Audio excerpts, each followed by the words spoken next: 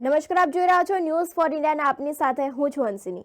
સમાચારમાં આગળ વાત કરીએ ભાવનગરની તો એન્જર્ડ કિડ્સ નામની દુકાનમાં એસીમાં આગ લાગ્યાની મોટી ઘટના સામે આવી છે।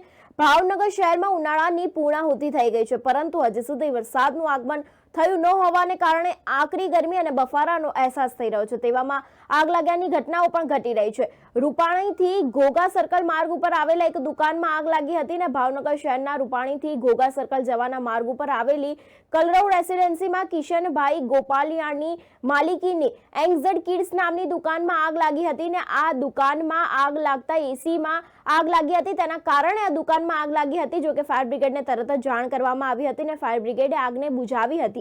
આગ લાગવાનું કારણ શોર્ટ સર્કિટ હોવાનું સામે આવી રહ્યું છે। ત્યારે ગુજરાતભરમાં અનેક જગ્યાએ આગ લાગવાની ઘટના સામે આવી છે, ત્યારે ફરી એક વખત ભાવનગરની એક દુકાન છે તેમાં પણ આગ લાગ્યાની ઘટના સામે આવી છે, જેમાં તરત જ ફાયર બ્રિગેડને જાણ કરવામાં આવી હતી અને તરત જ તેમના દ્વારા આગ બુઝાવવામાં આવી હતી। આ એક કપડાની શોપ છે, તેની અંદર આગ લાગી હતી।